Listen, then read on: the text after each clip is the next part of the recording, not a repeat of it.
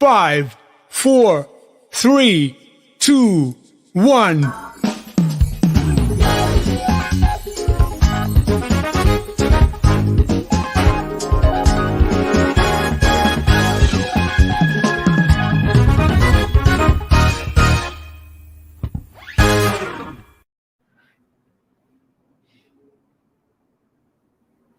Hello, everyone. Welcome to the Gringo Show. So glad to be here with you tonight. Thanks so much for joining us. We've got a lot to talk about. We're only a little more than 2 weeks away from the upcoming election here in Mexico, and it is getting nuts. And it seems like everything that is happening in the country can be connected to this vote. From COVID to the government going shopping in the U.S., we ask, is all of this stuff true? Or is it just the election? Lots of interesting things to share, so stay with us. And we have Agustín Barrios Gómez, one of our absolute most favorite guests on the show tonight. He knows everything about anything, especially about politics. And if you're tuning in right now, it's like your own personal show. No one else watches it. So if you have something to say, just write it in the comments section. Maybe we'll talk about it. Who knows? So grab a glass of wine, some corritas, a vibrator, whatever you want, and enjoy the show. It's going to be great. But if you're watching this, of course, you know this. If you live in Mexico and arrive in the US, what is the first thing you do? You go shopping. Like you can go to Target and buy this Papa and Cub shirt. Although make sure you don't take it to a gay bar or people are going to be very confused about that. Or you can go to Bed Bath & Beyond and buy this NHL hockey puck waffle maker. Do you like hockey? No. Do you need it? Of course not. But it's $19.99. Just makes you want to get it anyway, right? $19.99. Or you can add on this sock slider so you can never have to bend down and put on your sock, God forbid. Or how about this weight bench for kids so they can practice looking like a douchebag at an early age? Like, hey, bro, I'm 14, look at me. But if you're the Mexican government, you go to the US and you buy an oil refinery. That's right. This week, the state-owned Pemex purchased the Deer Park oil refinery near Houston, Texas for $600 million. It would be highly ironic if it was purchased with an American Express card. AMLO has an obsession with ending Mexico's dependence on foreign oil. Today, the country extracts a whole lot of oil. They send it back to the US to be refined, and then they send it back to Mexico for consumption. So the purchase absolutely makes sense. If you remember what happened when Texas got hit by a terrible winter storm and the governor cut off shipments to Mexico and caused widespread power outages. What doesn't make sense is that he is investing in fossil fuels instead of clean energy, like solar, wind, and hydroelectric, which makes much more sense with our current climate crisis. It's like being proud of your recent purchase of a 1984 Ford Tempo because you think it's going to get you to work on time.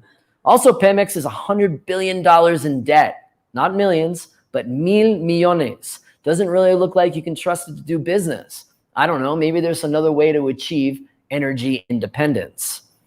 The country also got hit with very bad news yesterday as the U.S. government downgraded Mexico's aviation safety rating from Category 1 to Category 2. There's some bad things about this. Number one, there's no Category 3. That's the worst rating. And number two, only Bangladesh, Pakistan, Thailand, and Malaysia have this rating. It's like, hey man, do you mind checking the engine of this flight that will transport 150 people to the air? Ahorita. The downgrade came after a recent assessment found that there were not enough aircraft inspectors or training for these inspectors. Now, Mexican Airlines may not open new routes in the US, which crushes my dream of a direct flight from Mexico City to the annual coleslaw wrestling contest outside of Daytona Beach, Florida. Height over Cookie, trying to swing her around, but Cookie now countering it. Rolling top of the door back. Is this number 7? There's a 1. There's a 2. There's a 3. Yes, it's a thing. God bless America. The only other time this happened with the category change was in 2010, but it was upgraded back to Category 1 in just 4 months. Let's hope this is the same because please, Aeromexico, you need that direct flight to Daytona Beach. In sports news, those lovable losers, yes, Cruz Azul, the losers of 6 finals straight, are going to try it again this week as the Mexico City-based team plays Santos from the northern city of Torreon for for the championship in the 2021 closing tournament. To be honest, I'd rather bet on Milhouse from The Simpsons to win the lottery or Wile E. Coyote to capture the Roadrunner than to bet on Cruz Azul. They're going to screw it up somehow. They last won the whole enchilada in 1997, so good luck to the team named after a cement company. Yes. Azul. But yes, we're going to devote the rest of the show tonight to Mexico Votes 2021.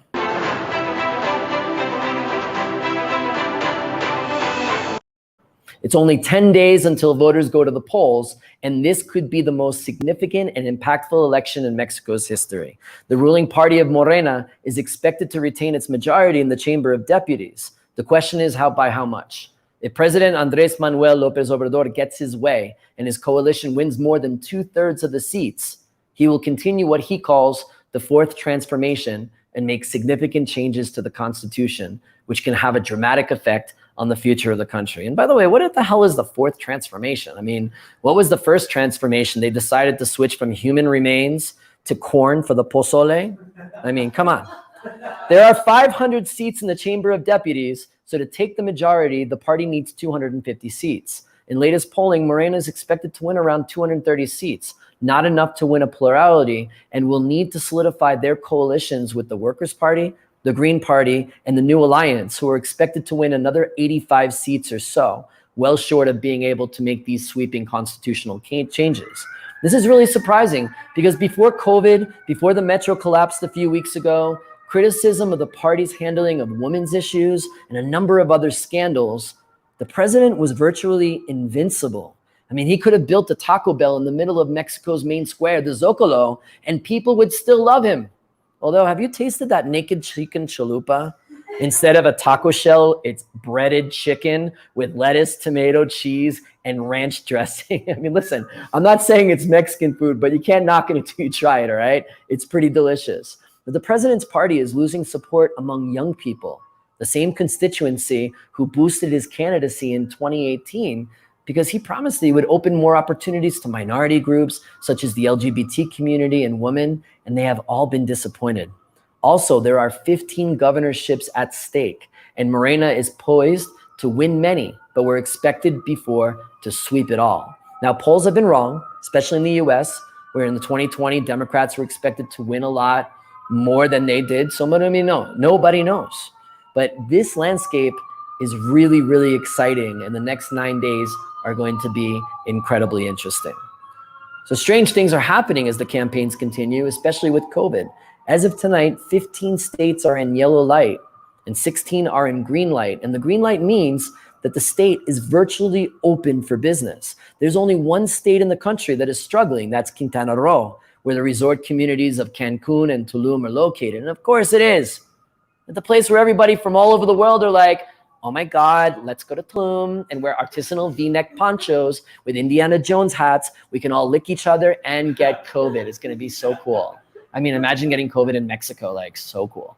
But even in the capital of Mexico City, which was ravaged by the virus, is now reporting only 9% hospital occupancy. The president announced that children can go back to school on June 7th, just only one day after the election, after being out for almost a year and a half. And it's like, hey, Tommy, go to school, man. Hey, it's the election, but go. Let's see what happens. Some are saying that the city will move to green light by the end of the week. Is Mexico City and the country really ready for this, with only 9.3% of the country fully vaccinated, while other Latin American countries like Argentina are still in lockdown? Some say yes, with the proximity to the US with a 50% vaccination rate, that so many people have been infected that there could be some kind of herd immunity and hot temperatures of limited transmission, which can explain why there is some semblance here that the worst of COVID is over. And of course, there are many in Mexico that don't believe it. It's just the government reporting fake statistics to win the election. If that's true, that's pretty scary. Will we have to go back into a lockdown after June 6th? Let's hope that people and the politicians aren't that vain. But as reported in previous edition of The Gringo Show, actor Alfredo Adame apologized recently for telling voters to do the nasty with their mother.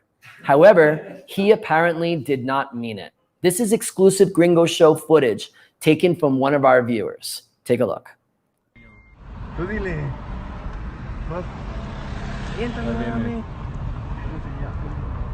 Miéntamela, dame. A huevo, dame.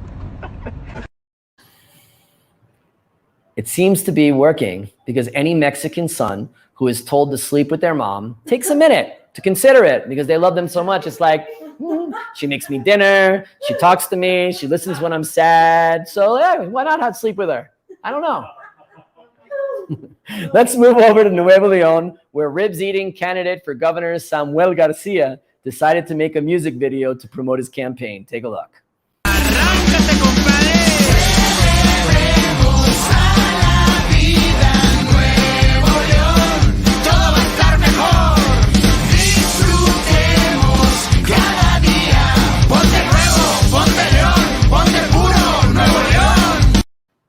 Like, yeah, don't worry about my social security, but you have a great music video, so I'm going to vote for you.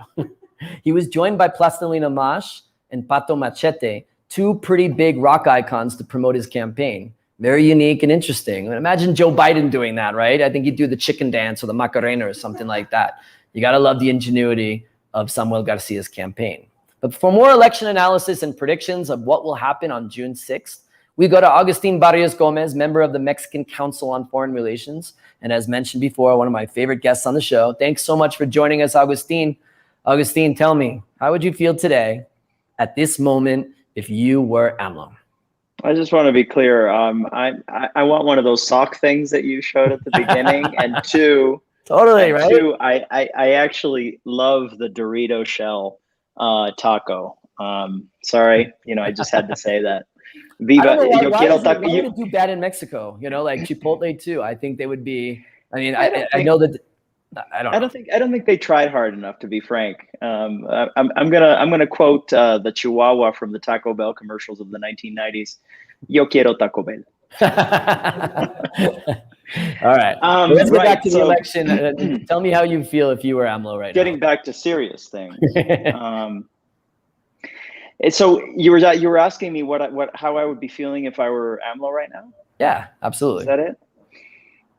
Yeah, I mean, it's very difficult because, of course, he is his own universe, right? Mm-hmm. We are just bit players in a play that in a drama that is going on in his head, and so it's very difficult to understand the anger that comes up when one of his positions is challenged. And right now, after having spent a lot of time really being very sure of having even a super majority, after what happened with the metro, after people actually physically saw like a manifestation of the poor government decisions that have been made over the years by him and his team, and the fact that he can't point to anybody and say that was somebody else's fault. And I mean, that was very directly related to him and his team over the last many years.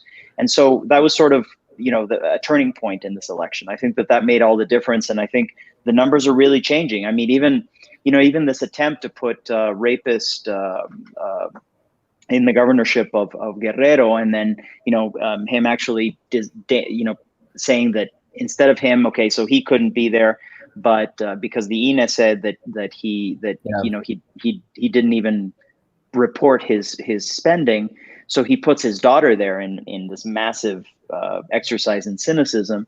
But right. Apparently she's going down in the polls, and apparently she is now not necessarily favored to win, which is, the Torita is no longer going to be the placeholder for the Toro, which is exciting, quite frankly. Amazing.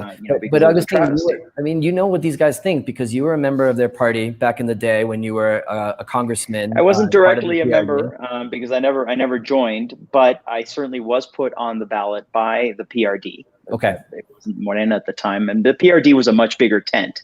Right, the PRD had a lot of different public figures, everybody from Cuauhtémoc Cárdenas through to people like Marcelo Ebrard, or people like López Obrador, sure. And people like the Chuchos and all of these different people that were going on at the time. Right. It hadn't become a cult of personality, which it became under Morena. Right. But yes, I certainly do know these people, So and I we've been was a covering- congressman for Mexico City. Right. We've been covering this on the show, the Salgado case, for a number of shows. And you know, we know he's lost a lot of support, even in his own party, by women who were promised that women would be elevated during his tenure here. What's in his head? Was there kind of like a bet with Salgado? You know, is this like his best friend? Why did AMLO pull all his support in him when, you know, it's been really damaging for him? Well, again, I mean, he has based his entire, you know, everything, his political life, on this culture of identity, and he has basically said, you know, what I say goes, and if I want a rapist to be the governor of a state, then that's what's going to happen. And there's a very long period of help when, I mean, Salgado Macedonio has been a major figure in Guerrero politics for a long time. And these are the people who have stuck by Andrés Manuel López Obrador throughout his political life. So at the end, the nature of these beasts, the nature of the beast, of these types of figures, of these cults of personality, of these authoritarian figures, is that they value loyalty over capacity. They value loyalty over ability. And that is why you see the issues that come around with the metro. That is why you see the fact that Mexico was downgraded by the FAA, because there's not really a belief in government. In fact, actually, there's a disdain for expertise. There's the disdain with respect to actually knowing what you're doing, and which is not actually, it's not a Mexican thing. I mean, we saw it under the Trump administration. If you want to read an excellent book, read Michael Lewis's The Fifth Risk. It's a fantastic book, and it talks about the dangers of these cults of personality basically destroying government from within, such that government doesn't have the capacity to do the most basic things, like, for example, public transportation, or in the case of the United States, the case that he cites in The Fifth Risk is actually the Department of Energy, which, you know, the former governor of Texas, Perry, actually thought was a department related to energy, when in reality, the Department of Energy is actually mostly focused on something that's just a wee bit more important, which is the entire nuclear stockpile of the United States, and you know, and things like that, right? So really you have the destruction of the inability or the destruction of the ability of the government to actually deal with these very, very serious issues, because they don't understand them and they disdain anything that has to do with knowledge. Right. So let's go back to the metro situation, because the polling that I was citing before we started this program was done around the time of the metro disaster. So I don't know if there was really understanding the fallout and the impact. And before the show, you and I had a conversation, and what I heard from you is that you're even expecting his party not even to win the majority. I mean, that is pretty big. What does that look like in a post in the next 3 years, if his party and of course all of his alliance parties too, right? Is that my understanding that they will not make the majority? What does that look like for this country? Well, I mean, first of all, I think it's very important to understand some very basic things. So what you have is that you have the PAN, the PRI, and the PRD. They have come together and they are making a huge effort to have a single candidate. It's very important for people who do vote in these elections that if they do want to vote against Morena, that they have to choose one of these three parties. They have to choose either the PRD, either the PAN, or the PRI. Usually it's going to be the same candidate, but either one of those three needs to be crossed out. They cannot choose all three, right? So that's one thing. The second thing is to be aware of the entire, of the fact that the ballot is mostly going to be dedicated to parties that are basically stooges of Morena. And so if you vote for anybody who is not PAN, PRI, or PRD, you will be voting for Morena, which is, very much up to you, but just understand that. So, I was mentioning to you, Dan, off the air, that my first job was as brand manager at Procter & Gamble. And one of the things that we talked about was, the shelf space that you get, right? What they call fronts, right? Faces on the shelf. And so that real estate on the shelf makes a lot of the benefit in terms of actual market share, right? And so that's basically what Morena has done. Like López Obrador has made this collection of parties such that they actually own most of the real estate on the ballot, and that's part of the psychological thing that's going on. So it's Right. PAN PRD or PAN PRD or PRI for the opposition parties. Just one crossed out. You do not cross more than one under any circumstances. You have to cross only one, and that's really the only opposition. In the case of Movimiento Ciudadano, Movimiento is a very difficult. It's a tough nut to crack, right? Because on the one hand, you've got Samuel Garcia, who you just showed in his video. You know, he's a kid. I mean, he's like 32, if I remember correctly, 31, and he's been a phenomenon. And he's running under the Movimiento Ciudadano flag, and I certainly think that he's going. You know, he's got the chutzpah. He's got the oomph, he's got the presence to be his own man, I believe, you know, in conjunction with his wife, who's an incredibly famous blogger. I mean, she's got millions and millions of followers. She's a superpower unto herself. But beyond that, I think Movimiento Ciudadano, my worry, despite the fact that they do have very good kind of candidates, including Samuel, including Salomon Chertorivsky, my worry with them is that Dante Delgado, who's basically the owner of the party, has been shown to be very, let's just say, malleable and flexible with respect to Andrés Manuel López Obrador. And so it's very difficult to think that they would actually create a proper opposition to the regime at a moment in which it's not really about public policy. It is very much about saving Mexico from dictatorial, authoritarian rule. I mean, it could not be. It would be impossible to overstate the importance of this election. Absolutely. So what is your prediction here? How many seats do you think that Morena and their affiliated parties are going to take in this election? Well, I mean, Mexico built the most sophisticated electoral system on the planet. And I know this for a fact. Mexicans he's don't usually realize that. Right, and which he's going to try to dismantle, right, if they win. Well, he's already done a lot to dismantle it by starving them of the funds that they need. Right. But having said that, there's still the skeleton necessary, I believe, to actually do the elections the way that they have done. I mean, you have to understand, for these elections, they recruit about 2 to 3 million civilian volunteers chosen at random, train them over the scope of like 3 months, and then it's actually a civilian run. But very well orchestrated organization. I mean, it's an incredibly, like I said, it's the most sophisticated system in the world, and I know this for a fact. And when the Americans organized the elections, the first elections after the invasion of Iraq, for example, it was the IFE, which was the INE at the time, the Instituto Federal Electoral, which went over to Baghdad to train the election authorities over there at the petition of the Americans. I mean, that's how sophisticated the Mexican system is. Come on. The American system is much more sophisticated. I mean, Arizona and Florida, these are like incredible systems with like... No, the American system, and let me just say this because I was on Breitbart, believe it or not, talking about You were on Breitbart. Yeah, I was. I can't have anybody on Breitbart on the show, guys. Where's my producer? What did you do, Edgar? I was invited by the New Hampshire Tea Party during the Republican convention up there in 2015, and I spoke to Patriot XM Radio and all these guys, and they were like, Mexican? "Oh, what do you mean? He's white. He's got glasses. He looks smart." Right? Yeah, exactly. He speaks American. So one of the things that they said was that we want a voter ID system, and I hear that Mexico has one. We want just sort of slipping that in. And I said, well, look, there's a huge difference, because if what you want from voter ID is to disenfranchise people, that's not what happened in Mexico. Mexico basically started from a position of no trust. And so they had to build this entire apparatus around to create trust.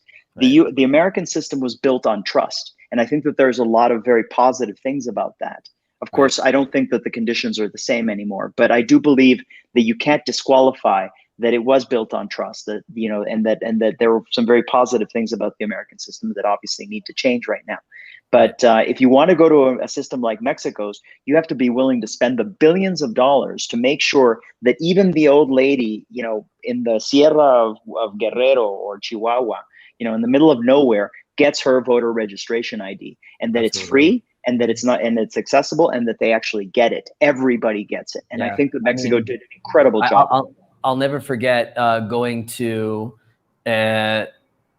really never forget going to Veracruz.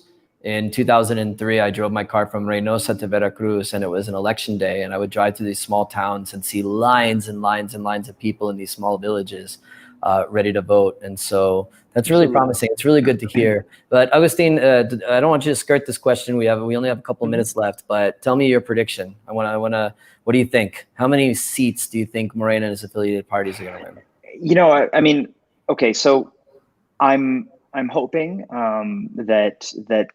I'm hoping that they do lose the majority, and that they're not going to get a super majority. I think that's a done deal, but I'm hoping that they lose a simple majority, even with their allies. I'm expecting that the Mexican voter really isn't taken in by the politics of hate, by the politics of division, by the politics of identity. I'm hoping that they will feel in their bones what is actually happening on the ground, which is the fact that the country really is falling apart.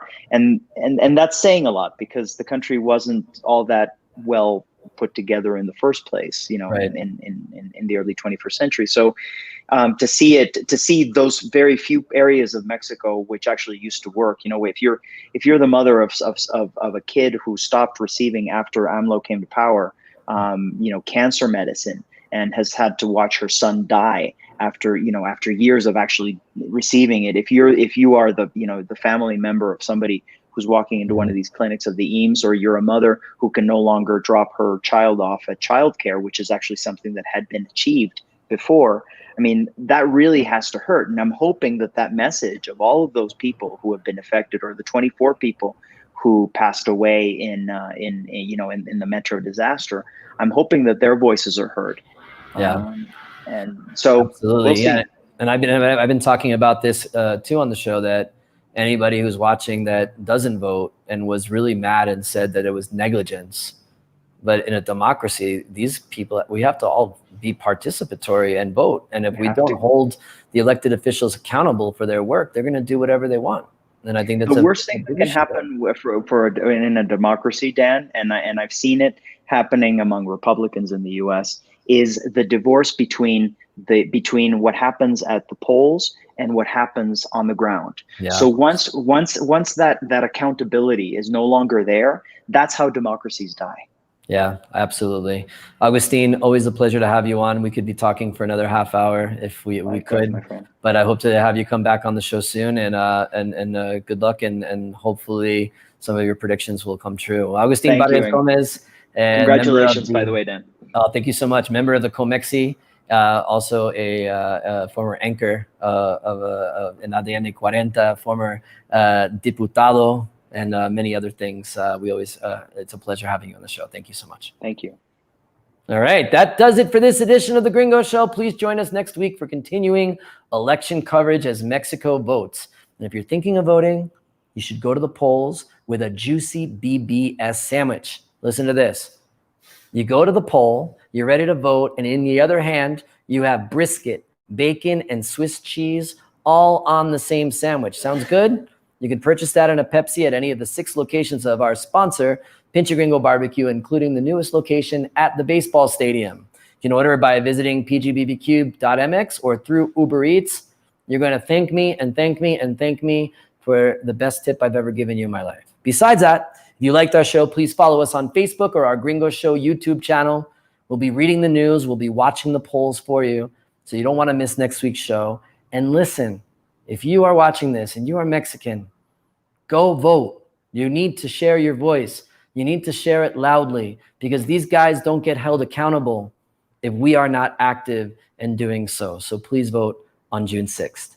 See you next week.